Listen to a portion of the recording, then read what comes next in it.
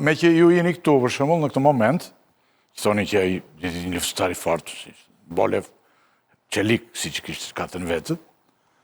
Për shembull, ja, unë kisha dëgjuar, më duk si thashë them, zonja Lara, por ndërkohë më rezultoni vërtetë, nga aq informacione se kam unë, që Velia ka pretenduar se i dhënë ilaç. Në burg një ilaç që i dhënë nga mjeku, ndoshta i burgut. Kjo është historinë vete pas. Ja, po do ta themi se ne për publikun ja ta themi se çfarë. Ishte dhënë ilaç hapje çdo ditë dhe domethënë hapje që ka nikur nga qarkullimi para 5 vjetësh, jo 1 minutë. Edhe ai pastaj ka folur për qartë, këtë të përgjimit e konsiderojnë të përqartë dhe ka kërkuar dhe psikiatrin në burg. Ka kërkuar psikiatrin e gjithë dhe ndoshta çfarë informacioni keni? Ndoshta ka vajtur aty psikiatri aty. Nuk është informacion, janë urdhra të cilat janë të administruar edhe në dosjen e timore, por edhe në drejtorinë e burgut të Durrësit.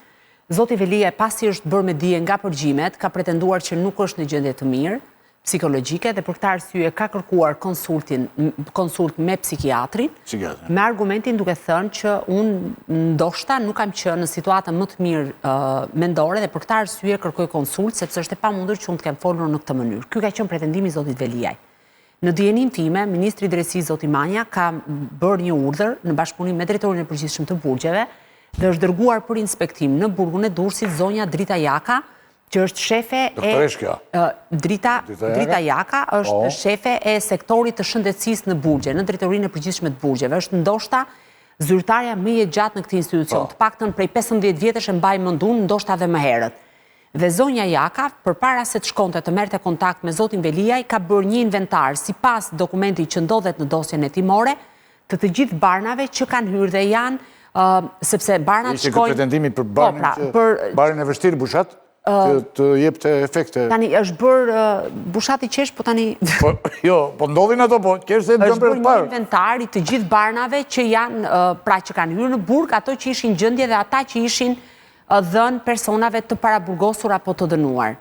Dhe pas kësaj, në bashkëpunim dhe me mjeken e burgut, është një mjeke ndoshta në prag të pensionit duhet jetë zonja, është e moshuar, kanë shkuar dhe kanë marrë kontakt me zotin Veliaj dhe rezulton që zoti Veliaj gjatë kësaj kohe ka marrë vetëm ilaçe për tensionin. Pra ka patur, sipas epikrizës, vetëm problematika me tensionin e lartë. Pra kjo ka qenë pak a shumë situata.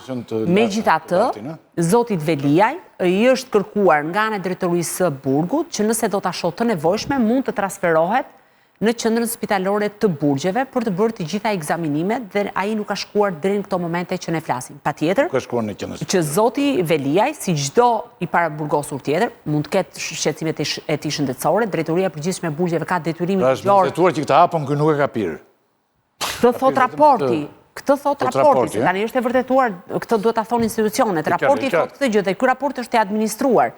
Nuk e them unë, ky raporti është vënë në dispozicion edhe avokatëve të zotit Veliaj, bëhet në 3 kopje, ju dhe mbahet një në Ministrinë e Drejtësisë, një në drejtorinë e përgjithshme të burgjeve dhe një në drejtorinë 3 kopje i bënde këtu me ndrimek, jo më të mos i bëjnë në burgje. Po, 3 kopje i bënde. Ti ki unë tani? Po bëjmë dhe shaka tani që ti ki. Të iki unë tani? Mos bet atmosfera burg, dënjoja. Të iki unë tani? Hajde, jo. Tani ti do të mazhakun e bushatit? Po tashi, shu është, të gjitha haqet në këtë dhënja lajnë.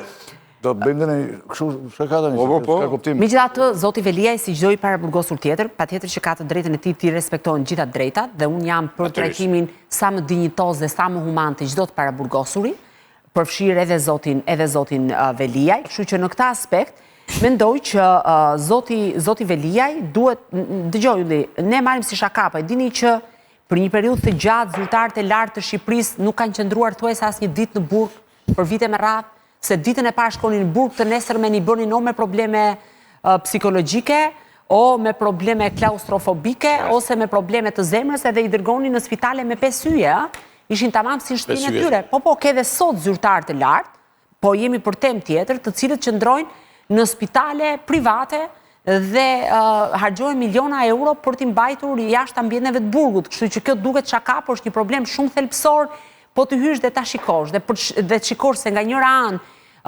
se si trajtohen të paraburgosurit normal dhe ato pa pushtet, dhe se si trajtohen, dhe ju e dini si ka qenë burgu i Durrësit, a? Ju e dini që brenda burgut të Durrësit ishte njësoj si kur të ishe... Në hotel.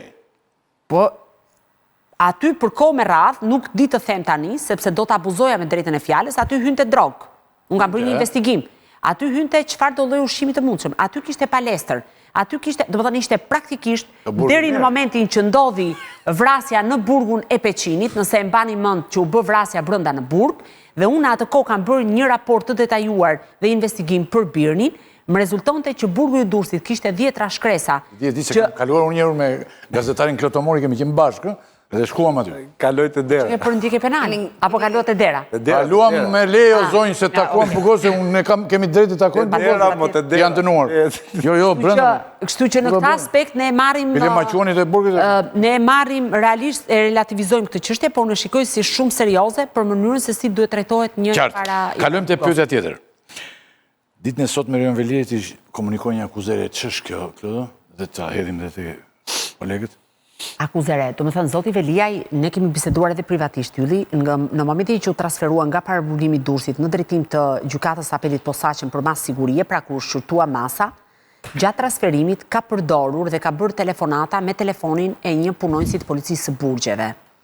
Duke qenë se zonja Xoxa, bashortja e tij, ishte në përgjim dhe njëra nga telefonatat është adresuar në telefonin e saj, s'pak e ka përgjuar këtë telefonat. Dhe në momentin që Zoti Veliaj ishte duke u njohur me masën e sigurisë, pra po shqyrtoi dhe ju e dini që ishte një seancë treditore, SPAK-u dhe BKH-ja ka thirrur të gjithë grupin e shoqërimit të Zotit Veliaj dhe i ka marrë në pyetje për gjithë lëvizjen e Zotit Veliaj. Njëri nga punësit e policisë, duke u gjendur përballë faktit se kishte thirrje në telefon dhe nuk kishte arritur ta hiqte, pranoi përpara hetuesve që unë i kam dhënë telefonin Zotit Veliaj, sepse ma kërkoj të fliste me familjen. Dhe për këtë arsye, thot punonjësi policisë, duke qenë se unë e shoh Rion Veliaj në këndvështrimin tim si një njeri shumë të pushtetshëm, ja dhash sepse rrezikoja vendin e punës. Por nuk ka dhënë detaje të tjera. Punonjësi policisë me kë ka biseduar dhe çfarë ka biseduar. Do të thonë bëra nga Afrika është këtë. Pra pak a shumë ky ka qenë konteksti. Ai është një oficer me eksperiencë, ka shumë vite, nuk është një oficer i ri, dhe thot unë bëra nga Afrika. Dhe paralelisht ka nisur një hetim për grupin e gatshëm, pra që ka bërë transferimin e Zotit Veliaj, dhe ndaj Zotit Veliaj është të ngritur një akuzë re, dhe për cilën po hetohet, sepse në fund fare kur të merret i pandehur mund të quhet akuzë re, akuza e futjes dhe mbajtjes së sendeve të paligjshme, që kishte një marsh, unë për herë të parë u konsultova me atë nen, kishte një marsh 5 deri në 10 vite burgim. Sepse u habita, nuk e kisha hasur, unë që mendoj që i studioj shumë mirë ligjet, sepse thoshte kur vepra penale kryhet me një profesionist. Dhe në rastin konkret, Zoti Veliaj konsiderohej edhe pse në furgonin e policisë,